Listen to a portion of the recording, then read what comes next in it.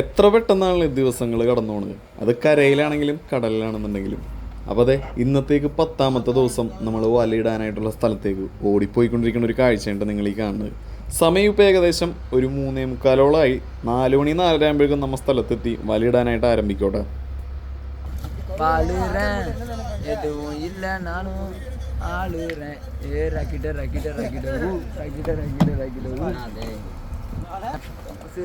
வேற என்ன வேணும்? உல்லாசமா இருப்பேன். എല്ലാ ദിവസവും നമ്മൾ വലയിടുന്ന ഒരേ സ്ഥലത്തല്ല, മാറി മാറിയാണ് വലയിടുന്നത്.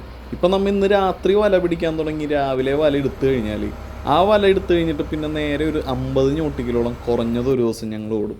അത് ഓടിയെത്തുമ്പോഴേക്കും വൈകുന്നേരം ആവും. വൈകുന്നേരം ആകുമ്പോഴേക്കും ഞങ്ങൾ വീണ്ടും വലയിടോട്ടെ. അത് മറ്റുള്ള ബോട്ടുകാരുടെ അടുത്ത് ചോദിച്ച് എങ്ങനെയാണ് തിരിവെന്നൊക്കെ അറിഞ്ഞതിന് ശേഷമാണ് നമ്മൾ വലയിടാനായിട്ട് പോണേട്ടാ.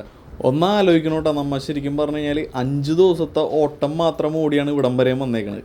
പെട്ടെന്ന് എന്തെങ്കിലും ആർക്കെങ്കിലും ഒരു അസുഖമെങ്കിലും വന്നു കഴിഞ്ഞാൽ നമുക്ക് കൊടുക്കാൻ പറ്റിയ ബേസിക് ആയിട്ടുള്ള ഫസ്റ്റ് എയ്ഡ് മാത്രമേ നമ്മുടെ കയ്യിലുള്ളൂ. അതായത് ഈ ഗുളികകളും അതുപോലെ ഈ ഓയിൻമെൻറ്റ്സൊക്കെ മാത്രമേ ഉള്ളൂ. എന്തെങ്കിലും ഒരു പെട്ടെന്നൊരു സീരിയസ് ആയിട്ടുള്ളൊരു ഇത് വന്നു കഴിഞ്ഞാൽ പോലും നമുക്കവിടെ എത്താനായിട്ട് പറ്റില്ല. പിന്നെ ആകെയുള്ളൊരു രക്ഷ എന്ന് വെച്ച് കഴിഞ്ഞാൽ കോസ്റ്റ് ഗാർഡിനെ വിളിക്കാമെന്ന് മാത്രമേ ഉള്ളൂ. വയർലെസ്സിലൂടെ നമുക്കൊരു ചാനലുണ്ട്, കോമൺ ആയിട്ടൊരു ചാനലുണ്ട്. എന്തെങ്കിലും അപകടം പറ്റിക്കഴിഞ്ഞാൽ വിളിക്കാനായിട്ട് അതിലൂടെ നമുക്ക് കോസ്റ്റ് ഗാർഡിനെ അറിയിക്കാമെന്നുള്ളൂ.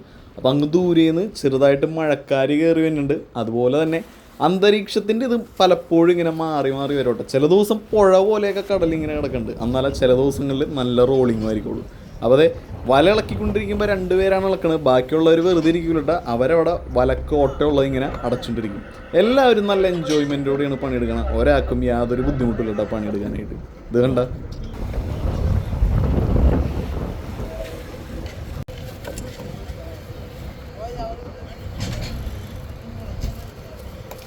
വലയിൽ ചില സ്ഥലങ്ങളിൽ ഇതുപോലത്തെ നീല ലൈറ്റ് കെട്ടിയിടും. എന്തിനാണെന്ന് വെച്ച് കഴിഞ്ഞാൽ വലിയ മീനുകളെയൊക്കെ ആകർഷിക്കാൻ വേണ്ടിയിട്ടാണ്.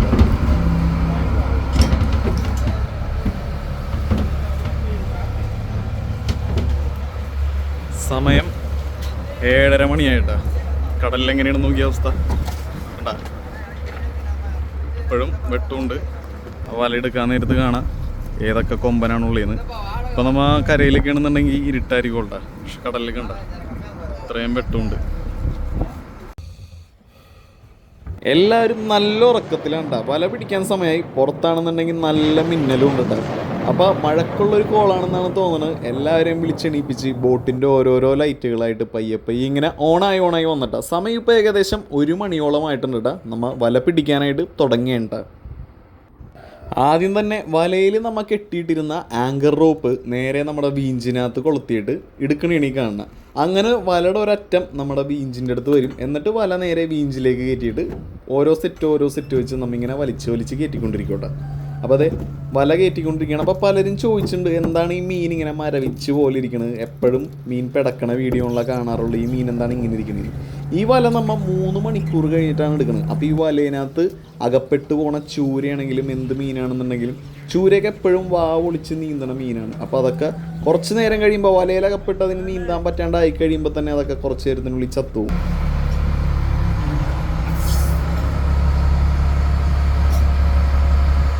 ആദ്യത്തെ ചൂരമീൻ നമ്മുടെ വലയിൽ വന്നിട്ടുണ്ട്. അതുപോലെ ആഴക്കടലിൽ കിട്ടുന്ന നമ്മുടെ ഒരു പാമ്പാട പോലത്തെ മീനുണ്ട്. തളയൻ്റെ തന്നെ വേറൊരു മീനാണ് ഈ കാണുന്നത്. നോക്കി, ഡീപ് സീലാണ് കൂടുതലും കിട്ടുന്നത് കേട്ടോ. നാഗരാജണ്ണൻ്റെ ഇവിടെ നല്ല അടിപൊളി ഇഞ്ചിയൊക്കെ ഇട്ട് കട്ടൻ കാപ്പി കൊണ്ടുവന്നിട്ടുണ്ട്. അപ്പോൾ എല്ലാവരും പണിയെടുത്തോണ്ടിരിക്കുകയാണ്. അങ്ങനെ നേരെ ഫസ്റ്റ് തന്നെ ആദ്യത്തെ ഒരു ചായ എനിക്കന്ന്. ചായ കുടിച്ച് കഴിയുമ്പോൾ നമ്മുടെ ഉറക്ക ക്ഷീണമൊക്കെ അങ്ങോട്ട് പോകട്ടെ. അങ്ങനെ ഒരു ഗ്ലാസ് ചായയും കുടിച്ച് പിന്നെ റിസ്ക് ഉണ്ടായിരുന്നു. ആ റിസ്ക് നിന്ന്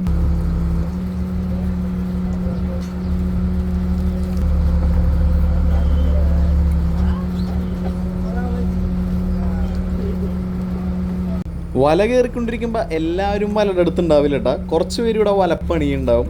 അപ്പോൾ അവർ വല എടുക്കണവർ ചായ കുടിക്കാൻ വരുമ്പോൾ ഈ വലപ്പണി ചെയ്യണവർ വല എടുക്കാനായിട്ട് അങ്ങനെ അഡ്ജസ്റ്റ് ചെയ്താണ്ട് ഞങ്ങൾ പണിയെടുക്കണം. അങ്ങനെ 2ാമത്തെ സെറ്റ് വലയുടെ കൊടിക്കമ്പ് നമ്മൾ പിടിച്ച് കയറ്റിക്കൊണ്ടിരിക്കണം. ആദ്യ സെറ്റ് വലയിൽ അധികം മീനൊന്നും ഉണ്ടായില്ല കേട്ടോ. ഇനി നമുക്ക് 2ാമത്തെ സെറ്റ് നോക്കാം. എപ്പോഴും മീൻ കിട്ടണമെന്നില്ല കേട്ടോ, അതും വേറെ കാര്യം. 8 സെറ്റ് 9 സെറ്റ് വലയുണ്ടല്ലോ. ഒരു സെറ്റ് വലയെന്ന് പറഞ്ഞാൽ 1.5 ഞോട്ടിക്കലാണ്. അപ്പോൾ എന്തോരം മീൻ നമുക്ക് കിട്ടുമെന്നൊന്നും പറയാൻ പറ്റില്ല. എന്തായാലും നമുക്ക് നോക്കാം. ചൂര കയറി തുടങ്ങി. ഇതേ കണ്ട ചൂര നമുക്ക് രണ്ടാമത്തെ സെറ്റ്, അതായത് രണ്ടാമത്തെ കെട്ടാപ്പ് വലയിൽ തന്നെ തുടക്കം തന്നെ ഏകദേശം ഒരു 10-12 ചൂരയോളം വന്നിട്ടുണ്ട് കേട്ടോ. നോക്കാം, നമുക്ക് വെയിറ്റ് ചെയ്യാം. ഇനിയും ഉണ്ടല്ലോ മീൻ ഇഷ്ടം പോലെ വരും. അപ്പം നമുക്ക് എന്തായാലും നോക്കാട്ടാ. ചെറിയ തണുത്ത കാറ്റ് വീശിക്കൊണ്ടിരിക്കുന്നുണ്ട്, ചെറിയ രീതിയിൽ ഇടിമിന്നലൊക്കെ ഉണ്ട്. അപ്പം മഴ പെയ്തിട്ടില്ല ഇത്ര നേരമായിട്ടും, ഇനി അങ്ങോട്ട് പെയ്യുമോയെന്ന് അറിയില്ല കേട്ടോ.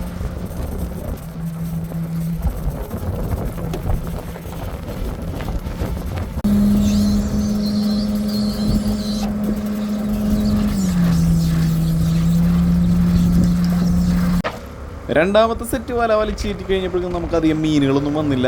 ഏകദേശം ഒരു 10-18 ചൂര മാത്രമാണ് വന്ന്. അപ്പോൾ അത് അടുത്ത സെറ്റ് വലെടുക്കാൻ നമ്മൾ ഓടിപ്പോയിക്കൊണ്ടിരിക്കേണ്ട. അടുത്ത സെറ്റിൻ്റെ ആദ്യത്തെ കൊടിക്കമ്പാണി കാണുന്നത്. അപ്പോൾ അതിൻ്റെ മുകളിലായിട്ടൊരു ചെറിയൊരു ചുവന്ന കളറിലൊരു സംഭവം കണ്ട, അതാണ് നമ്മുടെ റഡാർ എന്ന് പറയുന്നത്. ഈ റഡാറിലാണ് നമുക്കറിയണം ഈ വല എവിടെയാണ് കിടക്കണേന്നുള്ളത്. ഈ റഡാറിലുള്ള ഇത് വെച്ച് നമുക്ക് GPS-നകത്ത് കാണാൻ പറ്റും വല എവിടെയാണ്, എത്ര കോമ്പസിലാണ് കിടക്കണേന്നൊക്കെ ഉള്ളേട്ടാ. അത് നമുക്ക് മാത്രമല്ല കപ്പലിലും കാണാൻ പറ്റൂട്ടോ. നമ്മുടെ ഈ ബോട്ടിൻ്റെ പേര് എഴുതിയിട്ട് അതിൻ്റെ നെറ്റ് 1, നെറ്റ് 2, നെറ്റ് 3 എന്നും പറഞ്ഞിട്ടുണ്ടാവും. കുറേ നേരത്തിന് ശേഷം ഒരു ഓലക്കൊടിയും വന്നിട്ടുണ്ട്. ഒരു മീഡിയം സൈസാണ്. അപ്പോൾ വലയുടെ ഉള്ളിൽ നിന്ന് പൊന്നെ അതിനെടുത്തുകൊണ്ടിരിക്കുന്നുണ്ട് ഈ കാണുന്നത്.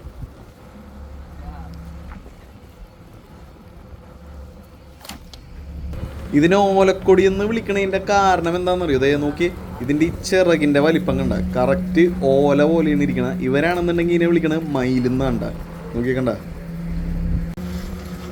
വീണ്ടും വല പിടിക്കാൻ നമ്മൾ ആരംഭിച്ച് പെട്ടെന്ന് തന്നെ വലയിനകത്ത് വീണ്ടും ഒരു മീൻ വന്നിട്ടാ. അതാണ് നമ്മുടെ കോലാമീൻ എന്ന് പറയൂട്ടെ.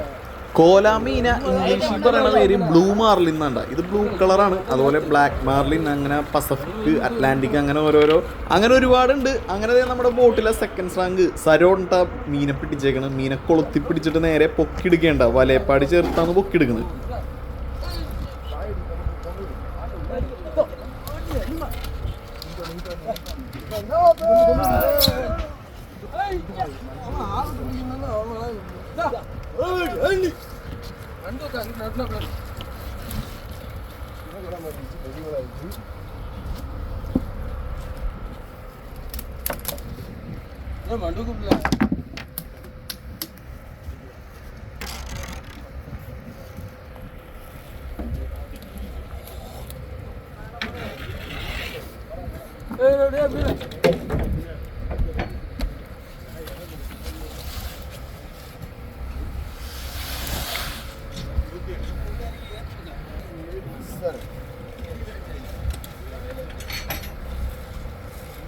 ദൂരേന്ന് മാത്രമല്ല നമുക്ക് ഇതിൻ്റെ ഒരു ക്ലോസപ്പ് വ്യൂവും കൂടിയും കാണാം കേട്ടോ. ഞാനേ കുറച്ച് അടുപ്പിച്ച് കാണിച്ചു തരാം നിങ്ങൾക്ക്. ഇത് നോക്കി കണ്ട, ഇതിൻ്റെ ആ ഒരു കൊമ്പൊക്കെ നോക്കി. ഇതിൻ്റെ കൊമ്പ് ഭയങ്കര സ്ട്രോങ് ആണ്.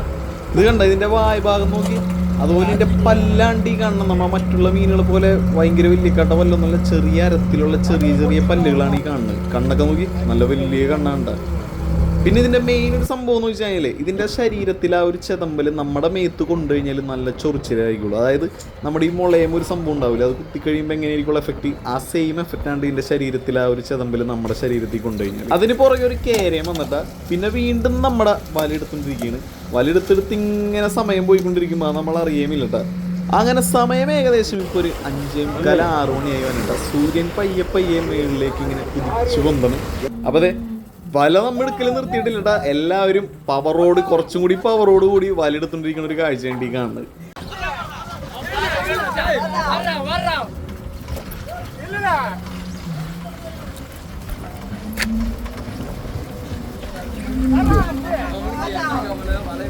ഒരു 5-8 വറ്റ നമ്മുടെ വലയിനകത്ത് അടുപ്പിച്ചങ്ങോട്ട് വന്നിട്ടാ.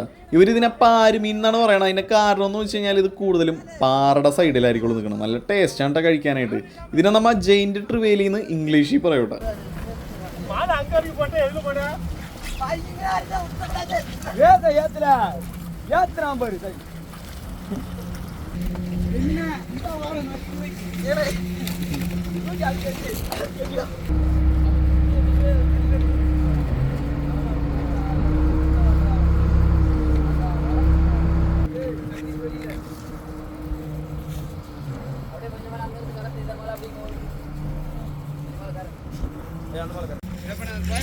വേ പോണ അങ്ങ് ദൂരെ വേറൊരു കാർഗോ ഷിപ്പ്. ഇതെന്താന്നാവോ കയറ്റിക്കൊണ്ടോണ കാറ എന്തെങ്കിലുമൊക്കെയാണെന്നാവോ കണ്ട അങ്ങ് ദൂരെ ഉണ്ട പോണ്. അപ്പോൾ അതെ ഞാൻ പറഞ്ഞ വറ്റത് ഇതാണ്ട നമുക്ക് കിട്ടിയണ വറ്റകളോക്കി സൈസ് ഉണ്ട് ഏകദേശം ഒരു 3.5 കിലോ 4 കിലോ ഒക്കെ ഉണ്ടാവട്ടെ.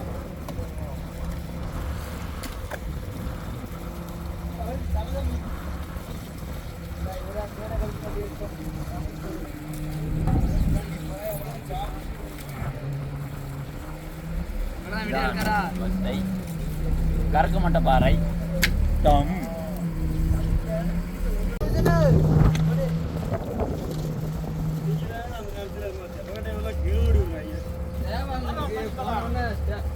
நம்பர் வேற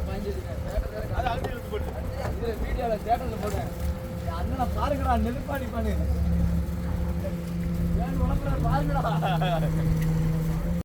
അതെന്തോ മീൻ വന്നിട്ടുണ്ട് അടുത്ത്. എന്താണ് അടുത്ത പന്നിക്കോലാൻ അല്ല സോറി നമ്മുടെ കോലാനുണ്ട. അപ്പോൾ ഇത് വീഞ്ചി തന്നെ പൊക്കിയെടുക്കേണ്ട. മാക്സിമം ഒരു 80 കിലോയാ അത്രയും വരെയൊക്കെ നമുക്ക് ഈ ഒരു വീഞ്ചിനകത്ത് പൊക്കിയെടുക്കാൻ പറ്റുമെന്നുണ്ടാ. അപ്പോൾ അതേ ഇതിനെ പൊക്കി നമ്മുടെ വീഞ്ചിലൂടെ തന്നെ അടിക്കണേണ് ഈ കാണണം.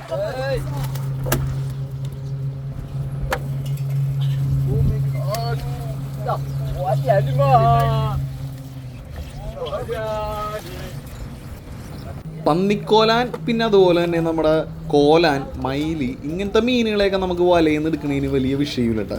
പക്ഷേ പണിയെന്ന് ചോദിച്ചു കഴിഞ്ഞാൽ തെരണ്ടിന് എടുക്കാനാണ്. തെരണ്ടി ജീവനോടെ വലയിൽ കയറി കഴിഞ്ഞാൽ വലനെ കറക്കി ആ ഒരു സെറ്റ് വല മൊത്തം ചുരുട്ടിക്കളയോട്ടവൻ.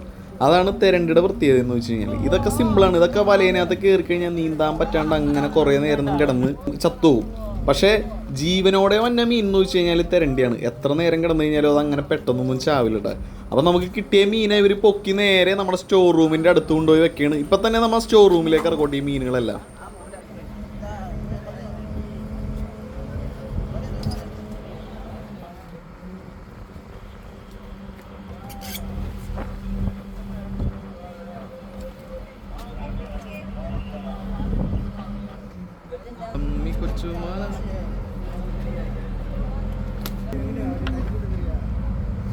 வட்டவுல அப்படி இருக்கட்டும். பரோட்டா எடுத்து பண்ணிக்கிட்டு போலாம். இருங்க.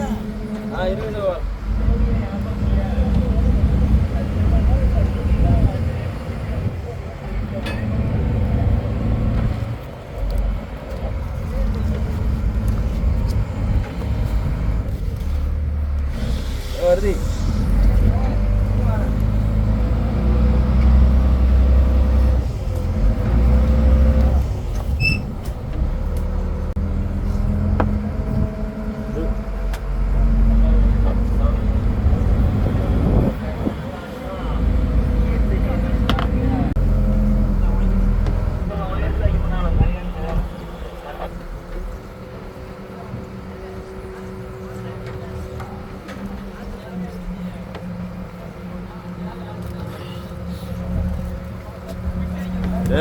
வெயிட் பண்ணி சப்போர்ட் பண்ணுங்க.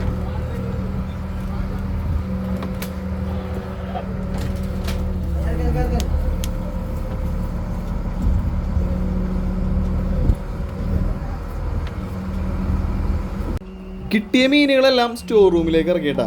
വലയാണെന്നുണ്ടെങ്കിൽ ഏകദേശം ഒരു 85-90% കയറിയിട്ടുണ്ട്. അപ്പോൾ അതെ ഇത് കണ്ട ഇത് ചെറിയ പന്നിക്കോലാനുണ്ട. ഇത് നമ്മൾ കറിക്ക് കൊടുക്കും, അതുപോലെ ഉണക്കാനായിട്ട് കൊടുക്കും. നമ്മൾ ഈ കറുവാടിനൊക്കെ വേണ്ടിയിട്ട് ഉപയോഗിക്കോട്ടെ. അതിൻ്റെ മാംസം എന്ന് വെച്ച് കഴിഞ്ഞാൽ കറക്റ്റ് പന്നിനെ പോലെയാണ് അതിൻ്റെ ആ ഒരു ടേസ്റ്റ് എന്ന് വെച്ച് കഴിഞ്ഞാൽ. അതാണ് പന്നിക്കോല എന്ന് വിളിക്കുന്നുണ്ട്.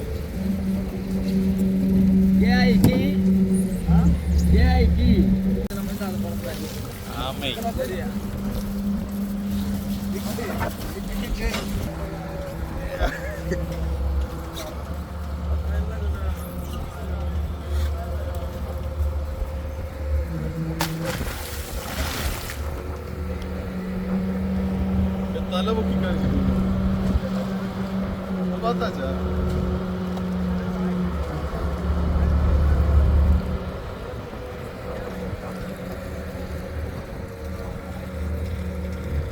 ഇതാണ് നമ്മുടെ ആഴക്കടലിൽ കാണുന്ന പുന്നാരമീൻ. കണ്ട ഓക്കെ ഇപ്പോൾ വലയിൽ കയറി വന്നാണ്ട ആഴക്കടലിൽ കാണുന്ന പുന്നാരമീൻ. ഇത് ഇത്രയും സൈസ് ആവുള്ളൂ കേട്ടോ. ഇത് ഈ കൂടുതൽ വലുത് ഞാൻ കണ്ടില്ല. ഇവരുടെ അടുത്ത് ചോദിച്ചപ്പോൾ ഇവരും കണ്ടിട്ടില്ല എന്നാണ് പറയണത്. പുന്നാരമീനാണ് ഈ കാണുന്നതിൻ്റെ ഇതൊക്കെ കണ്ട ഷേപ്പൊക്കെ കണ്ട ഓക്കെ.